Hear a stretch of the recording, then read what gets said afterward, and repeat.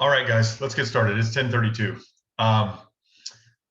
Thank you all for coming today. And the reason I love doing this and the reason I love when you guys come to these things is because this is what helps you guys. This is what helps you guys be more successful. Accountability. You guys say you want accountability. We all say that, whether we're on a diet or we're doing real estate or whatever it is that we're doing, we all say we want accountability. You guys are actually coming in here today. I appreciate that. Even though I told you to have your goals prepared or have some kind of idea of what you want to do, or to share your success. If you're already having too much success, share your success. That was tongue in cheek, just so you know, because I know none of you are having so much success you can't stand it. So let's talk about what we're doing. Who would like to share? Let's start with you guys. Who would like to share some of their goals for this year and how they've been progressing on them?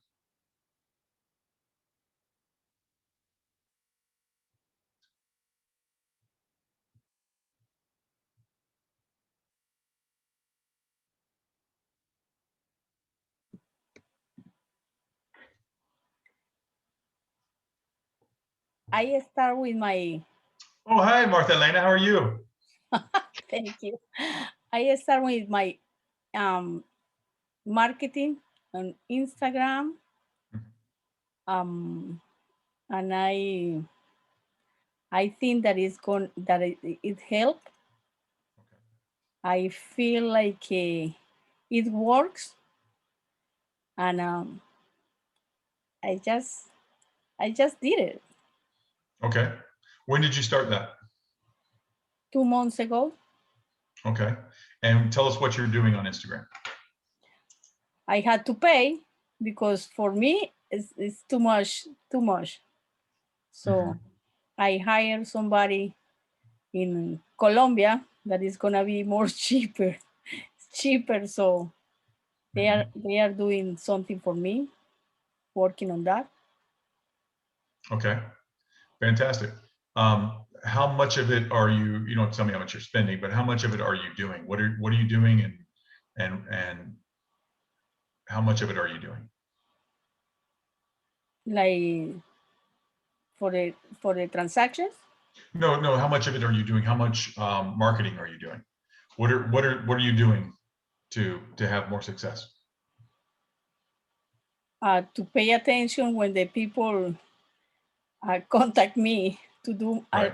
I try to do more follow-up. Okay, so here's what I want you to do, and this is very important for you guys. We have to do some math. You have to sit down with and get some alone time and sit down and measure what is working for you. Okay. How many people do I need to? And you start with your success. You start with what my goal is. If my goal is to sell, to do $12 million this year, let's say, for example, then I need to do $1 million a month, which means I need to sell 3 or 4 houses a month, whatever that is, right? So whatever your goal is, I'm just using that for an example, then that's what I need to do. So if I need to have 3 or 4 closings a month, let's just say 1 a week, a closing a week, right? Anybody want 52 closings this year? Pretty good, right? So I want 1 closing a week. How many people do I need to talk to get a closing? Normally, how many contacts do I normally get to get a closing? Right? How many, well, you can even break it down farther than that. How many listing appointments or contracts do I need to write with buyers or sellers, whatever it is that you do, or both, to get a closing? How many listing appointments do I need to get a listing? And right now, every listing is selling. Almost nothing is expiring. I don't know if you've checked the stats, but almost nothing's expiring anymore. Remember when that was a concern? Boy, I hope I can sell this in the 6 months I have it listed. But now it's completely the opposite. So break that down into how many listing appointments do I need? And then that comes to how many am I converting? How many of these listing appointments am I converting? If I'm converting 50 or 80% or whatever it is, then I do the math on that. So if I'm converting 50% and I want to list and sell 4 houses a month, then I need 8 listing appointments. How many people do I need to talk to get a listing appointment? For every 10 people I talk to, I get a listing appointment. Okay. So now I know I need to talk to 80 people a month, right? How many of my Instagram social media posts, I'm talking to Martha now, Martha Elena, how many of those do I need to run to talk to 80 people? All right, so break this stuff down, guys. Break it down to what do I actually need to do today,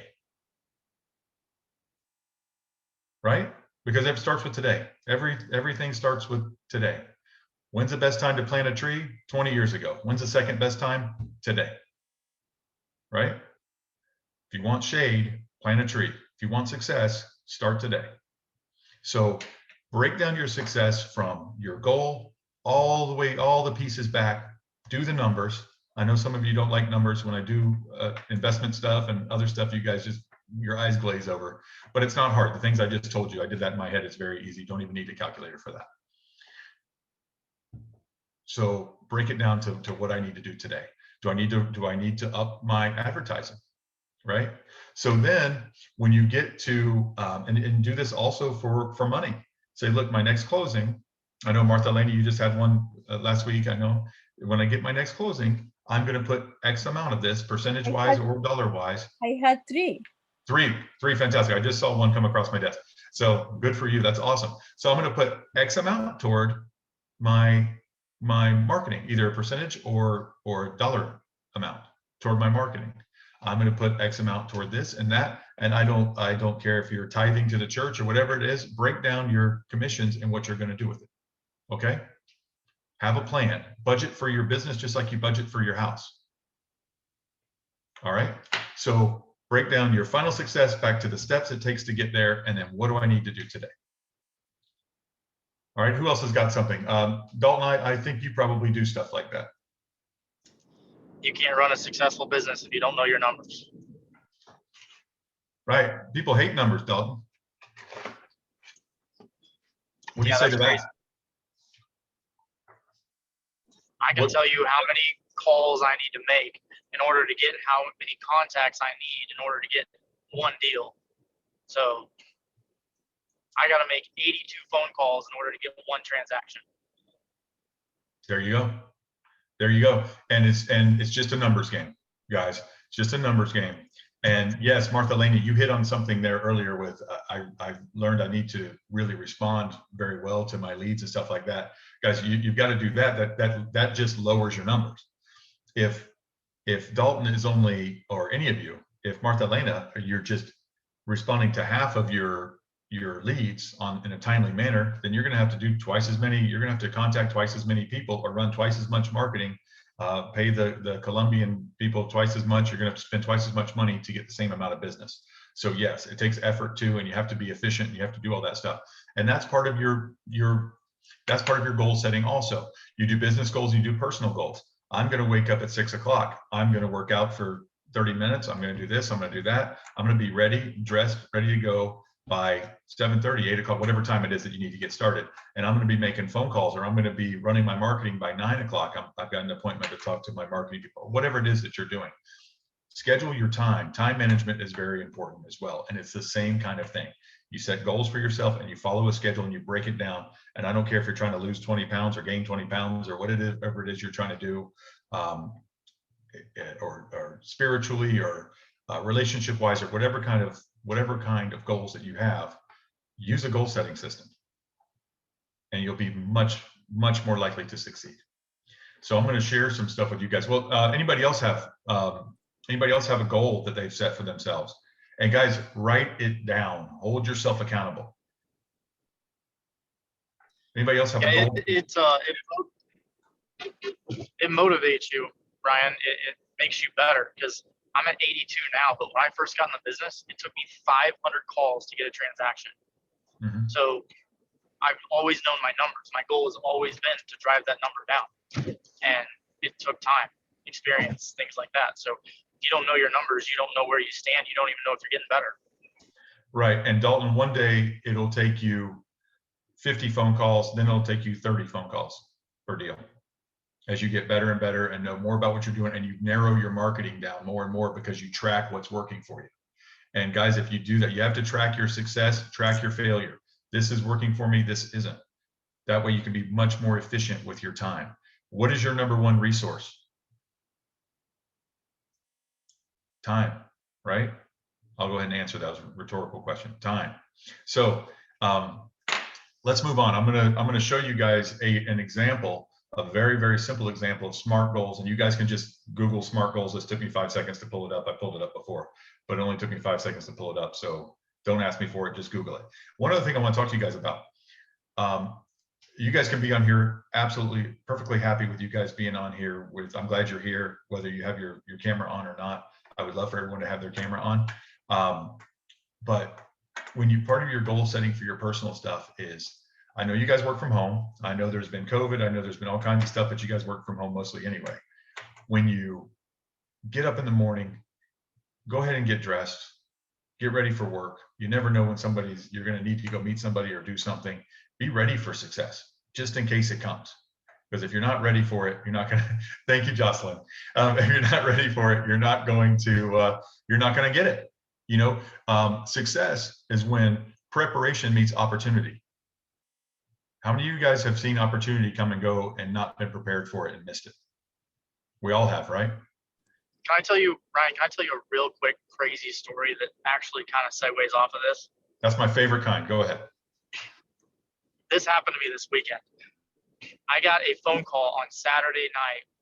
Some guy calling. He's like, hey, yeah, I'm calling about your listing at some address in Dade City. I don't have anything listed in Dade City.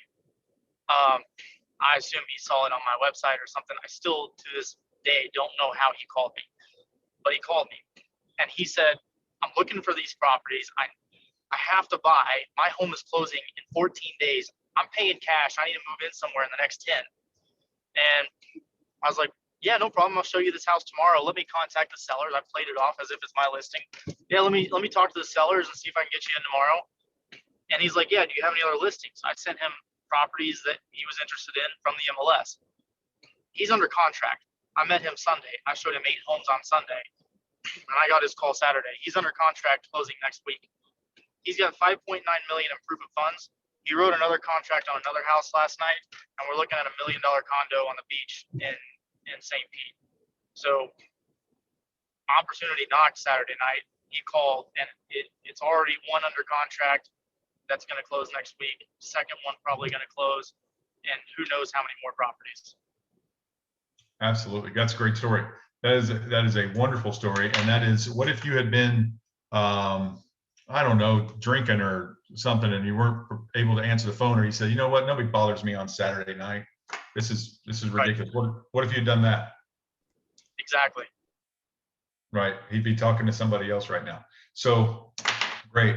And that reminds me of the story that I share on here every couple of months, and it's about one of our agents, a young man, and he was in a Apopka, and I love this story. It's my favorite one, and it's similar to what Dalton just talked about, but different.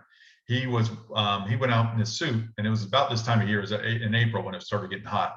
He went out in his suit to walk door to door one day. Like a Tuesday morning from 9:30 to 12:30, he went out and it was hot, and he was wearing a suit, and he was standing back from the door 15 feet and wearing his name tag and looking completely professional and everything. Young guy. He had a fine day. He walked door to door, talked to a few people, whatever. Maybe he had an appointment, maybe didn't. I don't know. Just a regular day of walking door to door. Then he stops at McDonald's on the way home and runs into a guy in line.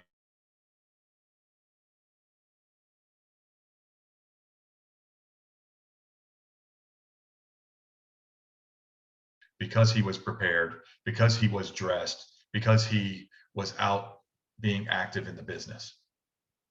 So that is a great story. Does he sell a house if he stays home that day and says, poor me, you know, I'm not really doing well, I'm just starting out? No. Does anyone knock on your door if you're watching Judge Judy at home? They don't, right? This guy was out being active.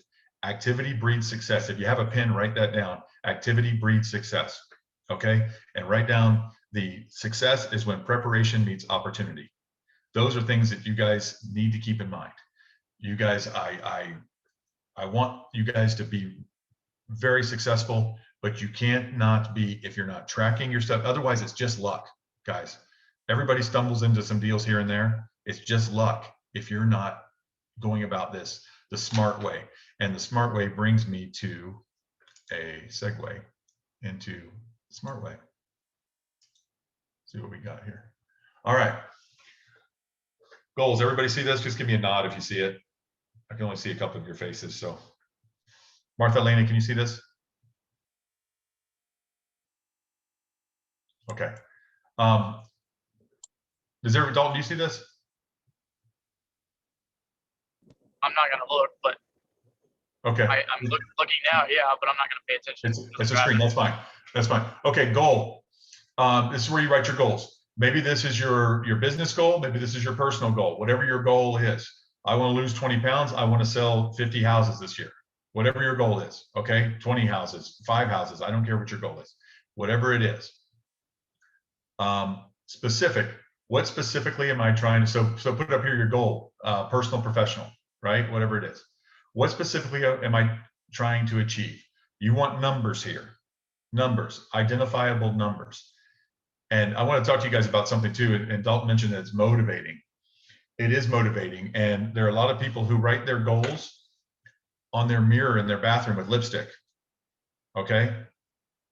Some of you ladies and some of you gentlemen, write it on your mirror with lipstick where it says, you know, I don't care if it's 100,000 or if it's 82 houses or if it's 4 houses, whatever it is, write it on your mirror with lipstick, just at the top where you still see yourself, but it's something you see every day. And that motivates you every day and reminds you every day to work on your goals. What specifically am I trying to achieve? And this is what you write there, whatever it is, and this is what you write here. I want to sell 30 houses this year. Okay. I want to make $100,000. I want to make 200,000, 500,000, 50,000, doesn't matter. How will I measure success? Any ideas here?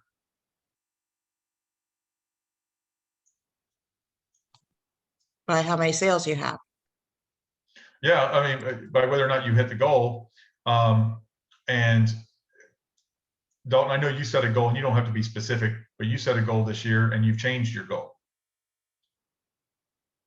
I said I wanted to do 30 million in volume, but I had to hit at least 10, and you told me 12, so I'm still pushing for 30. Right, but so I'm sorry, I gave you, okay, so what that'll get us, that brings us segues into the perfect ones. Make sure your goal is attainable. Make sure your goal is measurable, and make sure your goal is attainable. And not that Dalton couldn't, but Dalton is pretty new to the business for the success he's had. So hey, I'm at 7.5, Ryan. So there you go. Pushing. So he's pushing at least 15 to 20. So he's going to, if he keeps answering his phone on Saturday nights, he'll get there to 30. So make sure your goals are attainable. So if you sold 3 houses last year, don't put 50 this year, right? If you just started in the business 6 months ago, don't make it 50 houses. It has to be something that you know that you can achieve, or at least come close to. You want to push yourself, make it measurable, make it specific, but don't make it unattainable, because then you'll give up on it and get discouraged. Okay, so make it something attainable, better than you did last year by whatever percentage you think. Guys, sit down, take some time. I don't care if it's a half hour out of your entire life every month or whatever, to sit down and write down your goals and adjust your goals. You know, you have a great month, Martha Laney, you sold 3 houses last week or whatever. That'll probably adjust your goals a little bit. If you said I want to sell 10 million this year and you've already done 6 and it's not even halfway through the year yet, then change your goal, up your goal, keep pushing yourself, right? So, and by the same token, if you said 30 and you're at 7.5, let's make it something so we don't give up, where we keep pushing ourselves, right? So do that. Is it, you know, and you know, you guys have things come up, you know, COVID came up, and then, you know, my mother was ill and I had to leave town for 2 months to go take care of her. Whatever it is, these things adjust your goals. Well, adjust your goals. Don't just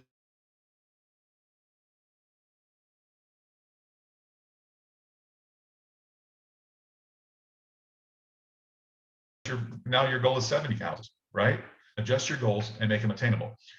Is it relevant? Is this relevant for my long-term objectives? Is this the right time? So they're making your goals relevant. Is this what I want to do to be happy? Is this what I need to do to make the money that I want to make? Is this the kind of life that I want to live? And whether this is your weight or your relationship or your professional, whatever it is.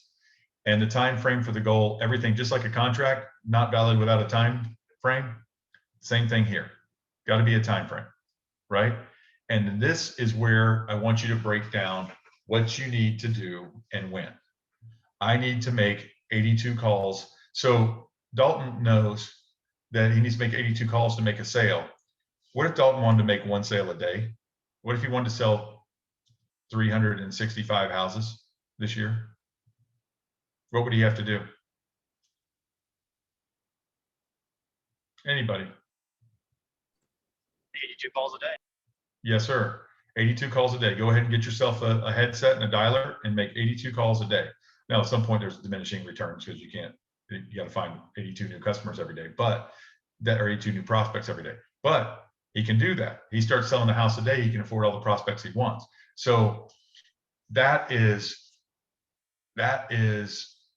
is where you break down how many listing appointments or how many buyer appointments you need, how to get them, how many it takes to get to where you want to go.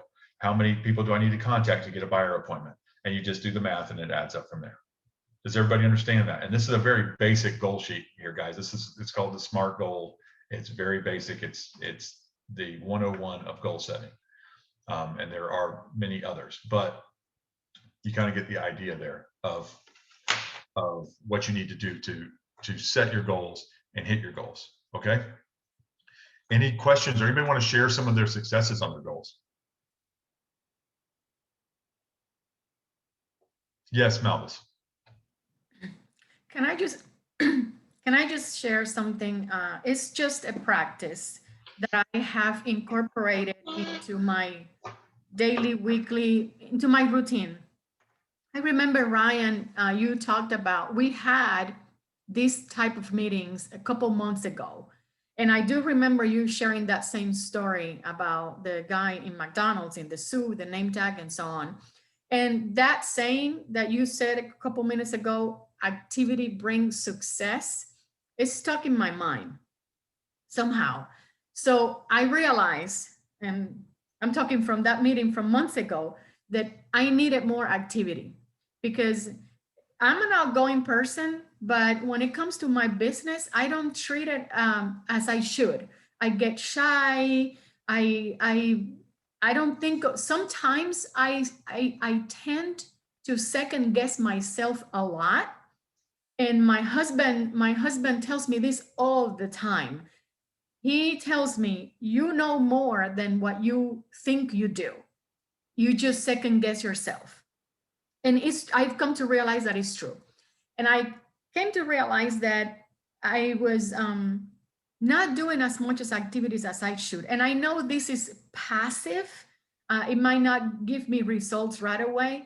But since that meeting, I started a best practice. I promised myself that I will tell everybody that I meet that I am a realtor, and regardless where I am.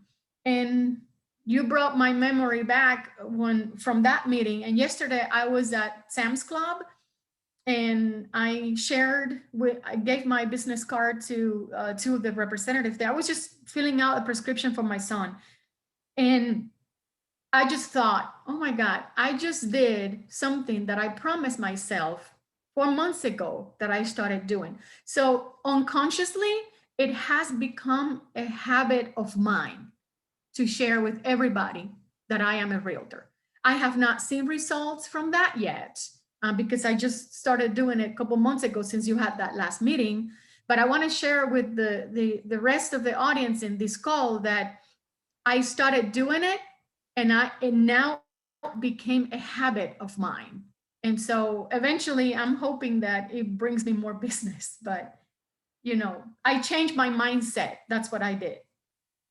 That's beautiful, Malvis, and you're exactly right. I like that you self-diagnosed yourself too. But for those of you who don't know, Malvis and I have a special relationship because Malvis, I talk to her more than any of you. She asks me more questions than any of you, but all of her questions she already knows the answer to, and I just have to type back yes. So she always asks me about everything. Did I do this right? Yes. Did I do this right? Yes. I think this is the way to do it. Is that right? Yes. So we have a very special relationship. And I also pick on Malvis a lot in these trainings. So I'm going to do that again. Malvis, when you have a closing, how much of your commission goes into a closing gift or customer follow-up or whatever? What percentage of your commission goes into that? Usually, I try to stay, I'm cheap. I don't know, but I try to stay under $100, you know, depending.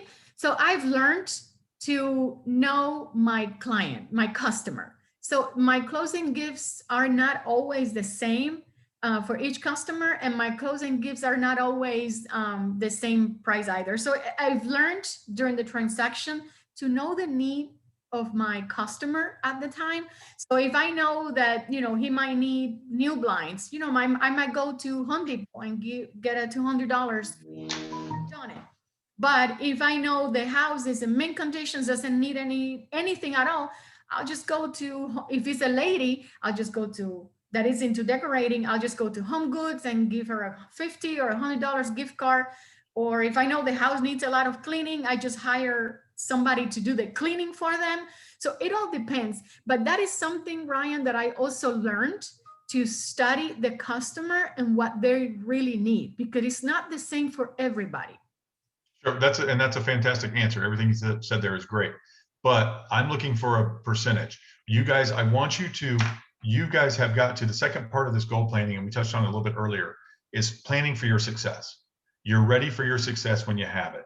So what do I do with my money? How much goes into marketing? How much goes into customer follow-up? And I don't just mean the gift. I know I said the gift, but I mean the gift plus follow-up, plus going back later and looking for referrals, friends and family buying houses, right? That's the kind of thing. And how much of your percentage-wise, you have to be prepared for this. And this is the basic of our FRI's Agent Success Program is, look, we don't take the 20, 30, 36, 40% that brokers take, traditional brokers. We want you to spend as much of that money as you can. We want you to have the discipline and hopefully the ability to spend that money on growing your own business. A lot of you guys in this room, and I'm not picking on any of you, but a lot of you came to me when we first met and asked me about leads and asked me about this and asked me about that, because you didn't know where your next lead is coming from. And I get people who talk to me and they're in their golden years and they don't know where their next lead's coming from because they've been giving 30 or 40% of their commission to a broker for all these years, and they've never had the ability to get ahead.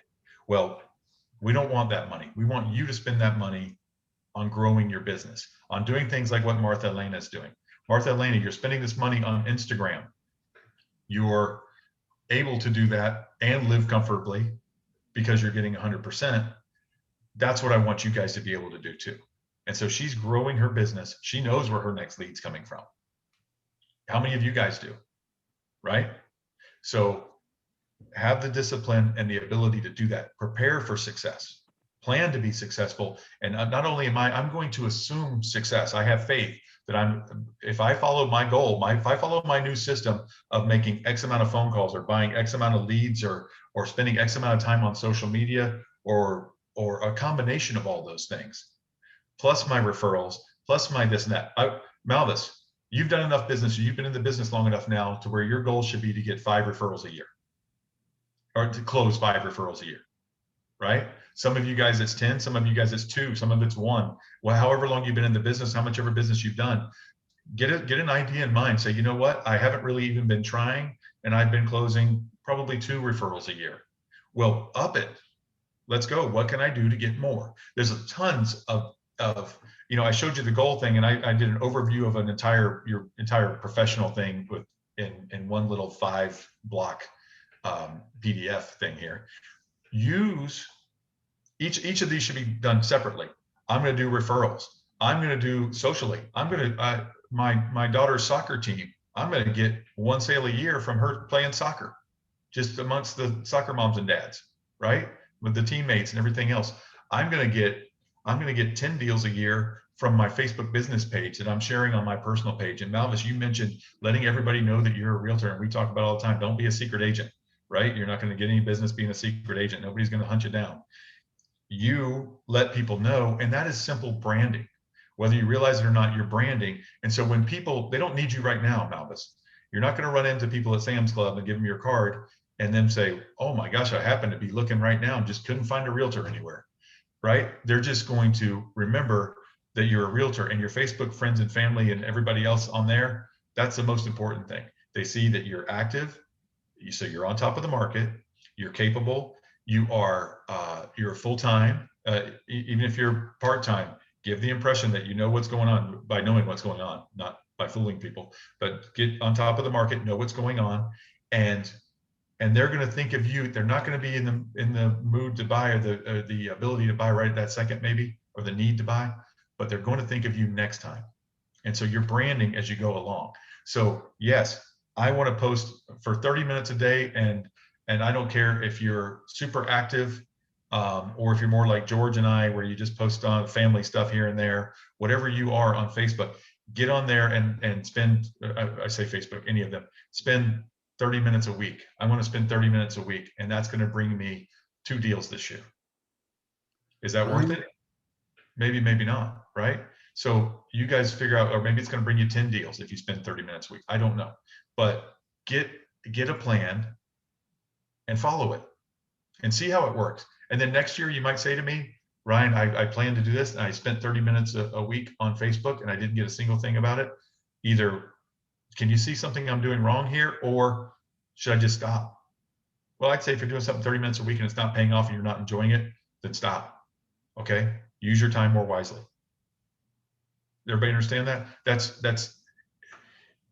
And break your business down into all these things. This isn't the good old days where, when I started in the business, you could join the Chamber of Commerce and you could go to church and you could do this and that and be someone in the community and just have a business. You've got to use a lot of tentacles now to get deals here and there and everywhere, or you have a bang out system where you just do that system all the time. And you just do Boomtown and you just pay for it and you just knock it out all the time. So you're just straight buying leads and working them, or you're putting together a bunch, using a lot of tentacles to gather as much business as you can. And you get 2 from this and 5 from that and 7 from this. And lo and behold, you've got 28 deals this year. Okay. Or 58 or whatever it is. All right. So yes, sir, George. I'm sorry to interrupt. Looks like I might be spending 11% on closing gifts. I give if I have the buyer, I give the buyer a full year's American Home Shield home warranty.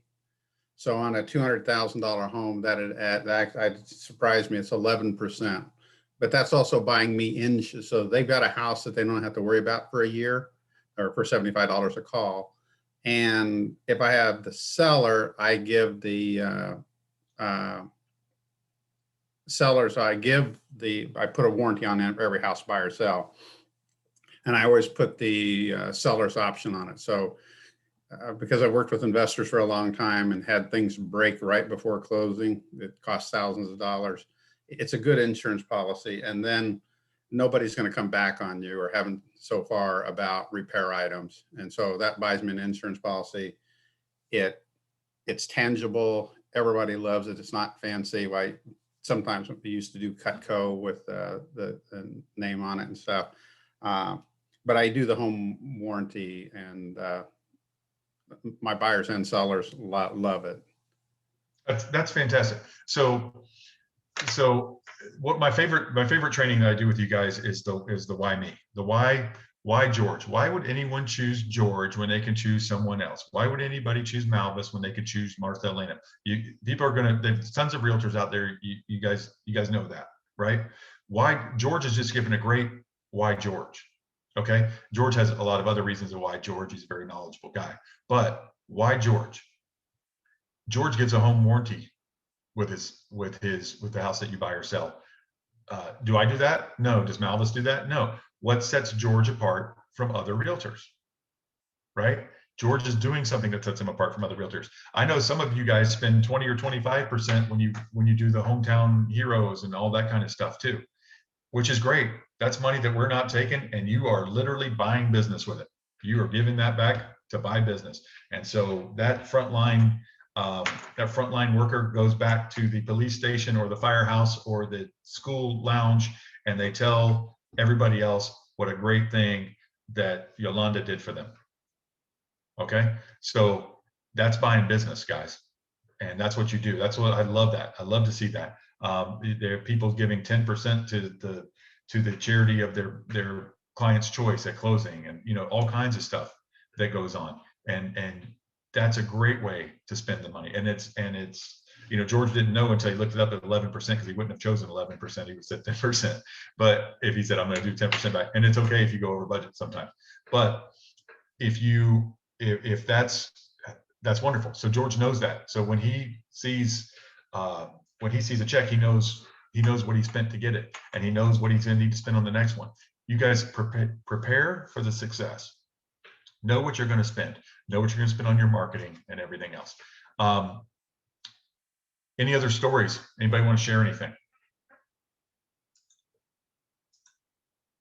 Anybody want to share what some of your goals are? And I don't need to know if you hit them or not. Just share what some of your goals are, or what some of your goals you think they might be.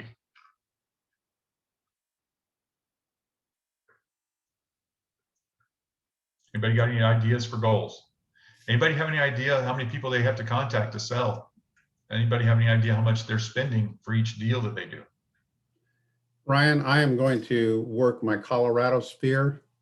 That has been my most lucrative this year because I was locked down for all of COVID and I just came out. I'm working on my third deal. I've had 4 referrals. So I've had 2 buyers back out.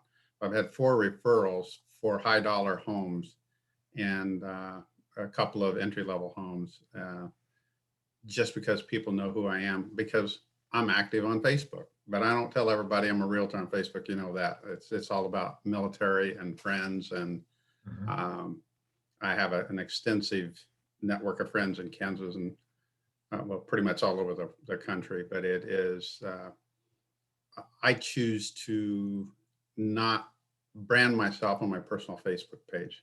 I've had people tell me I'm nuts, but that's just who I am and that's how I work. I understand. And there are, and I'm not trying to change you, George.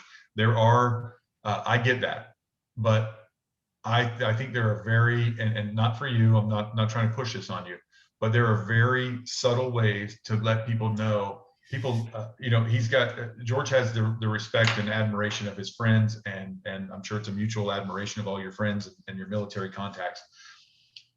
And I'm not suggesting George puts on there, went to Starbucks this morning with his name tag on. It's not his style, right? Clear to close, another clear to close with a cartoon or anything like that, like some of you guys do, which is great. I don't care. It's fantastic. But just sharing something from your business page once in a blue moon, once a month, whatever. I want the rest of you guys, those of you who are happy to do that, who want to get business from Facebook more, to do that more often, twice a week, maybe 3 times a week, as long as you're posting other stuff too. If you're posting, you know, your kid's graduation, then the next day hit them with share something that says interest rates are going to be going up soon, or whatever's going on, whatever content you can find, because that gives you credibility as an agent, but it reminds them that you're an agent, right? So when they do want to look for property in Florida, they remember you. When they do want to look for a new house, they remember you as a realtor. You don't have to do like some of these realtors do, 4 things a day, showing another house. Yay, you know, you don't have to do all that stuff. You can. I mean, it's great if you want to, but if you are, you know, George is a distinguished gentleman and doesn't want to do that, that's perfectly fine. I mean, obviously enough people know about you that they're sending you referrals, so that's good. But for the rest of you guys, get it out there. Okay. Joy, 10% plus customized gifts, keep me in their mind. Absolutely, Joy. That's what you want to do. Plus, don't act like you guys don't do this when you want to contact your kids, but not want them to think you're checking up on them, or you want to date somebody, but you don't want them to think that you're bothering them. I know you guys make up reasons to call people, fake reasons. Call them, just say, hey, just checking on you guys. Was going through my contacts and I saw you guys and I thought I'd check up on you. How's everything going at the house? Everybody loves their new house for the most part, especially if George bought them a home warranty. They love it. And they're going to say, yeah, everything's great. Well, if you guys know anybody else that's looking to buy or sell, let me know, right? Just stay in their mind. All of your sales this year, March, let them know what happens in March. Homestead exemption, right? Make sure before then, remind them in January, remind them again in March, just making sure you guys, just so you know, remind them I don't care if you remind them every 2 months. Just want to let you guys know, don't forget, by March, you need to do this. And then keep calling them until they just said, yes, we did it. Yes, leave me alone. We did it. Great. You guys know anybody else? So keep these things in mind. So I love that. All right. Anybody else got anything that they want to share? What other goals or successes have you had? Let me know. Is there a particular place you want to mine for business, and is there a goal that you have that you can break down to a daily accomplishment? Anybody? I don't have a goal to set, Ryan. However, really, it's been challenging in a way with winning this competitive multiple offers situation. So yeah, it's been tough out there, and I'm sure my fellow colleagues will agree to that. Yep, it is tough out there. We are doing, however, Joy, and I don't want to. We are doing record business. There are record transactions going on at FRI. So somebody's winning every one that you're putting in on. Somebody's winning it. We have record transactions going on the last several months. The last 4 months, we've set records. So there is a lot of business out there. You guys have got to get it. You guys have got to set goals. You've got to set goals, and you got to write them down, and you got to chase them, and you got to do something every day to work toward that goal. I talked to a guy, a friend of mine runs a CrossFit, and he does personal training, and he teaches his people, before you put anything in your mouth or before you do something, is this bringing me closer to my goal? Is what I'm doing right now bringing me closer to my goal? And I don't care if you have to put a rubber band around your wrist or however you're going to remember this, but is what I'm doing right now bringing me closer to my goal? Are you right now sitting here listening to me talk about this, getting closer to your goal? Not if you don't start goal setting, not if you don't listen to what I'm saying and actually do it. Okay? Otherwise, you just wasted so far 45 minutes. Well, most of you were late, so 40 minutes. So you're wasting your time right now if you don't do this. Okay? It's not my fault. Yeah, go ahead. Confess that I have a goal when I came over to FRI is to convert my investor training to lure new investors. And I promised I would do a solar, the impact and buying of solar on a home. And I haven't made a lot of progress on those. I've talked to several people, so I guess maybe I'm making a little bit of progress on the solar side, but I want to teach classes and have people. I just talked to a woman last Friday, and she said, yeah, I'd take your Investing 101 class. So I need to do that because my seasoned veterans are leaving Florida because the market is too tough. They can't find deals here that meet their numbers. They have written goals, which I know because I have them. And so I've got to go out and find new investors that are willing to compete in this market. But having just had 40 offers on a $250,000 house, it's tough to get investors. And so that's going to be the challenge until there's a market shift. Right. Right. So I'm going to be teaching classes this year. So I've got that written down, but you can do that. Fantastic. Fantastic. And I look forward to attending your class or watching it or whatever I can do. That's fantastic. I'll do it in person. I've done enough Zoom classes to laugh me at what little's left of my life. So I'm done with that. I can tell you from someone who does numbers on Zoom sometimes for people, it is.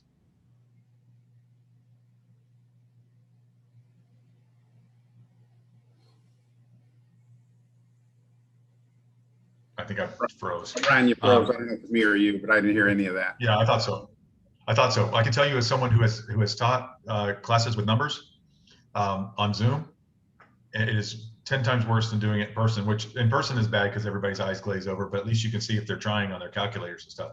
On Zoom, it's absolutely terrible because you can't see any response. You don't know if they're following you at all.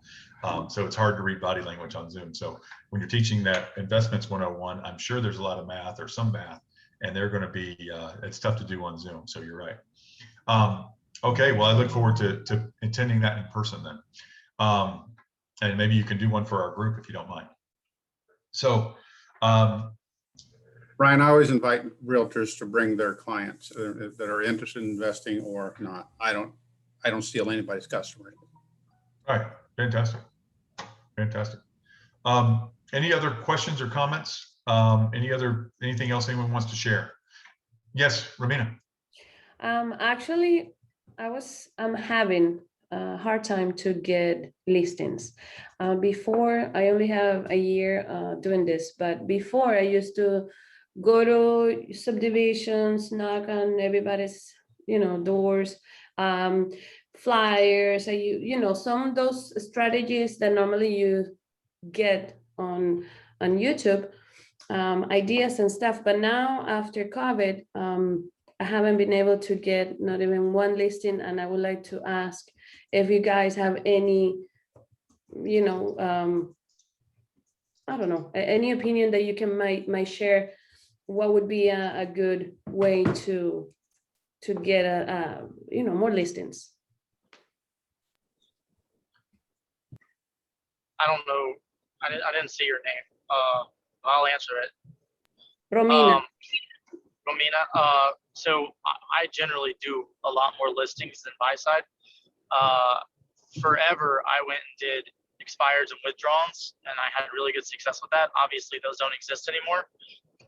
All of my listings this year have traditionally come off of referrals. So talking a lot to your referral base is going to be important. The biggest problem that we have with listings right now is we've got a lot of agents that are going out there doing deals for 4%, 3.5%, 4.5%, and they're going to get the transaction even though they're not good at their job, because anybody can sell a house in this market. So if you're competing on listings with other agents, you're going to have a tough time getting it. So using your sphere, like I've been doing this year, has been the only thing that's helped me get listings, because I've got people vouching for me and I'm the only person interviewing for the job. But I can't even find listing leads outside of my buyer leads. My buyer leads are sellers, but getting listing leads is nearly impossible right now. Thank you.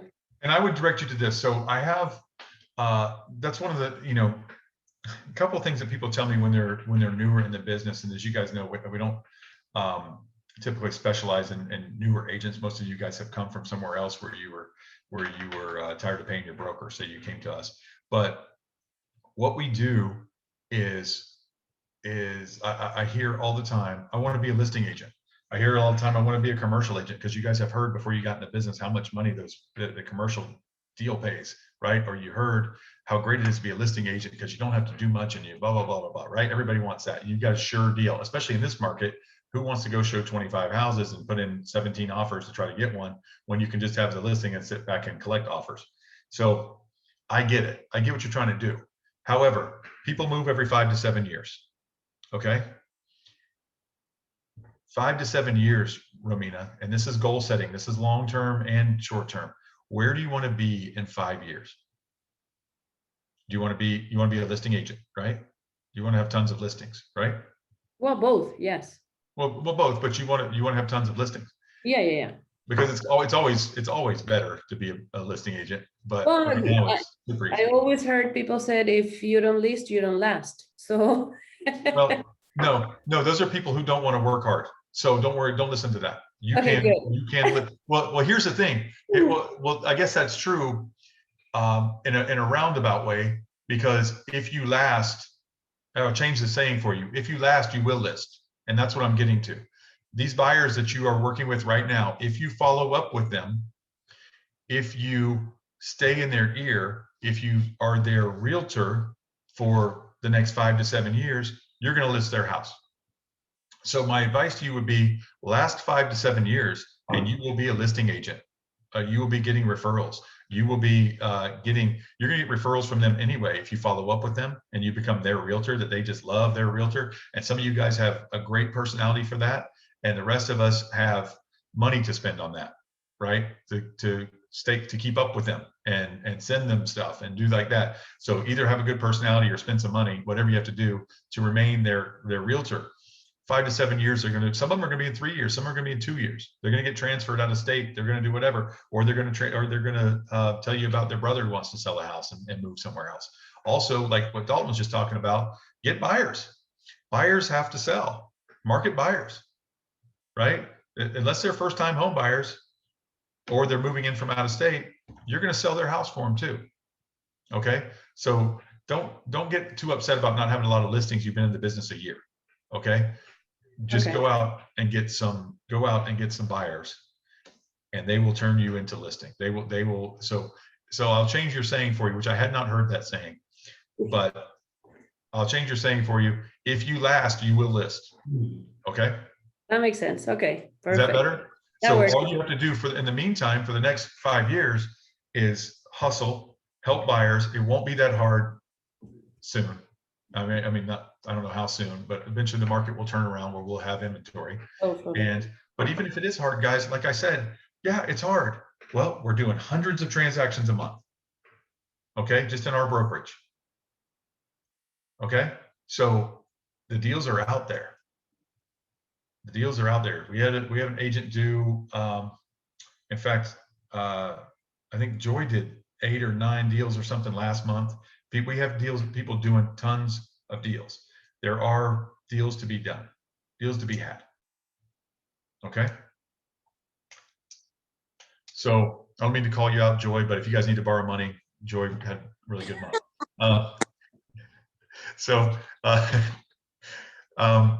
Anybody else have any questions or comments?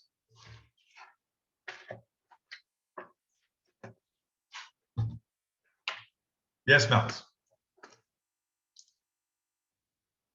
Your mute is on, Malvis. There we go. I was trying to take it off. I know I talked to you about this, but I like to post this out there for my fellow agents and see if anybody else has other thoughts and tips for me.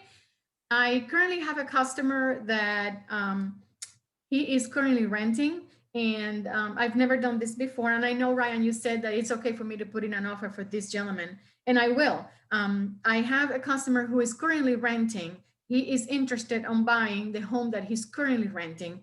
The landlord knows he wants to buy it, and the landlord knows that he is willing, the customer, the renter, is willing to pay me a flat fee that I have agree with, because he's someone that I know from church, and I agree with him to a price. What would be, Ryan and anybody else, I told him that at one point I need the seller's information, and I need because the seller have told him that they want to use their own title company. So I need all that information. He talked to the husband's, talked to the wife last night, and the wife told him to talk to her husband about it. What are my next steps per se? You know, I am ready to put in the offer for this customer that wants to purchase this home. Do I need to wait for the seller to call me, email me, or, you know, because I obviously have to send the contract to them for signing. So how do I play all this? What are the next steps?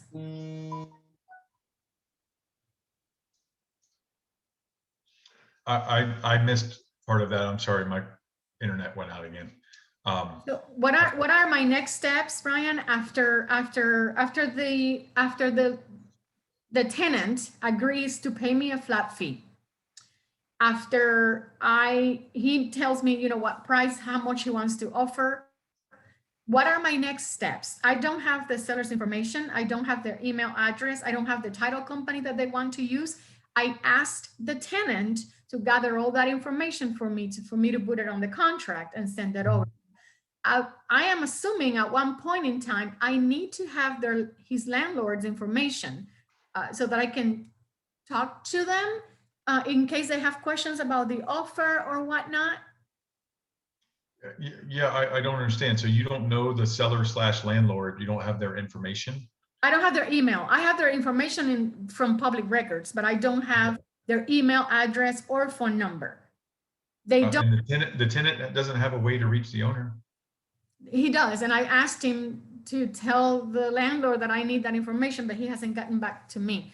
I'm trying to figure out what are my next steps for me to be able to put in an offer. Okay, is there a management company involved here? Is that what's going on? No, they're renting. Okay, so the tenant deals directly with the seller, with the Yes. owner, Yes. but he's got to contact the owner to see if he can get his phone number? I don't understand why there's something missing here. But Their yes. email, because I have to send the offer. Okay, Do I right. send the offer to just the tenant for him Just- forward to the you need- seller? Okay, Malvis, you're overcomplicating this. Get the phone number from the tenant, call the seller and get their email address. Make sure they're even open to this whole thing, okay? Then Yes. get a buyer brokerage agreement that says that they're gonna pay you the flat fee, whether it's $1,000 or 2,000 or 500 or 5 million, whatever your flat fee is. Get them sign a buyer brokerage agreement that says that. Then submit the offer on their behalf, write the offer and submit it to the email that you got from the phone call, right?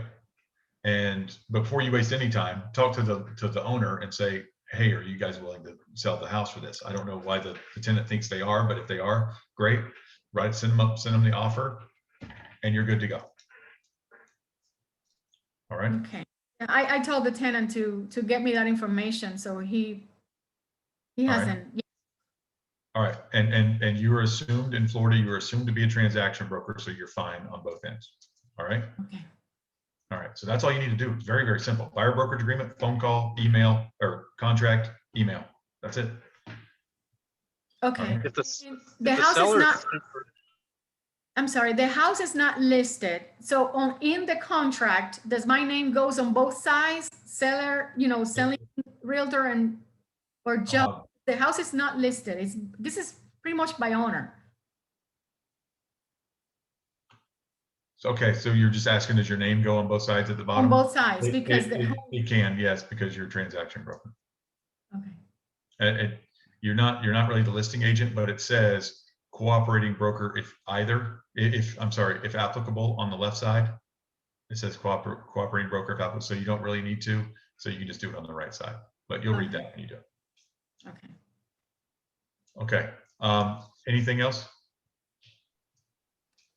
Malvis, if the seller's super motivated to sell it to him, I'd probably go after him for compensation.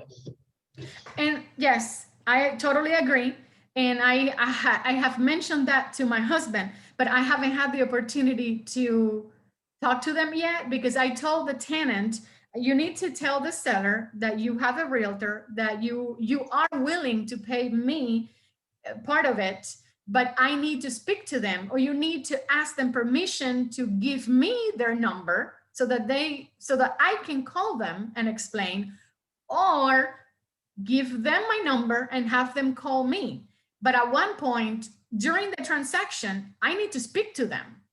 They might not at one point, Malvis. Right now, No, you need to right. speak to them. Right today, you need to speak to the owner. Okay, and find out how much they want for the place. All right. They already told the tenants. Don't let your tenant even talk to them. You talk to them. I mean, your tenants talk to them already, but you need to talk to them. Find out how much they want for the place and say, if I can get you that. First of all, do you know what it's worth? Do you know what the place is worth? Yes, I already ran my numbers on the MLS. Okay, so find out what the thing is worth. If they want, find out what they want and work the deal from there.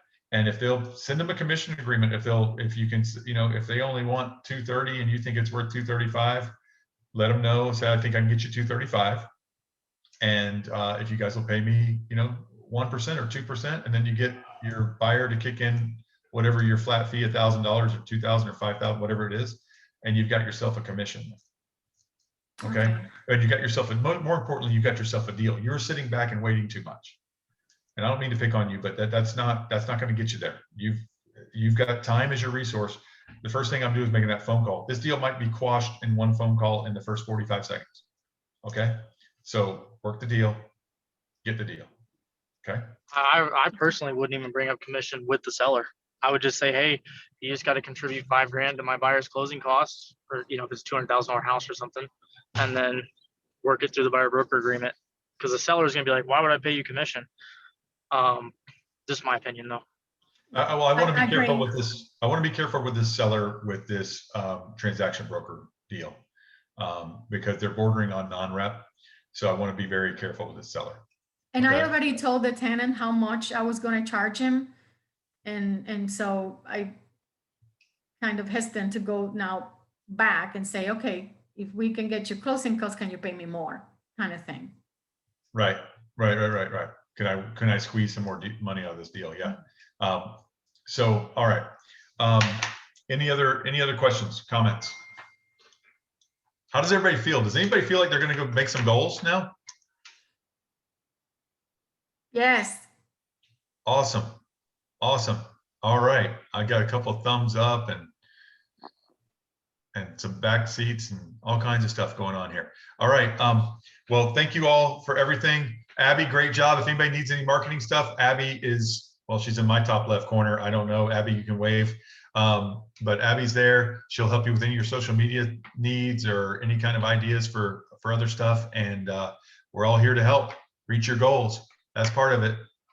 So take care, guys. I will see you next time. Next week, we have one on appraisals, about contesting appraisals. Will be we'll have a special guest on, and we'll talk about that. Have you done a class on contracts and addendums? Yolanda? Yes, we have several classes. You can look in your in our YouTube thing. If you need that, let Abby know. She'll send you a link. You can look on YouTube for that, and we're always doing them. So it's always something. So absolutely, we'll get you all the information you need. But all of our old trainings are on YouTube. Abby has them listed with what they were about. So if you have any specific ones, look on there. We did one with an attorney on the as is not long ago. That's on there, and a bunch of them on listing agreements and buyer brokerage agreements and all kinds of stuff on there. But if you guys have any specific ones that you want to see, email me and I will put them on the list. All right. All right. So thank you very much, everybody. It was my goal to get out of here at 11:35. So you guys are done. Goal met. See you guys. Take care.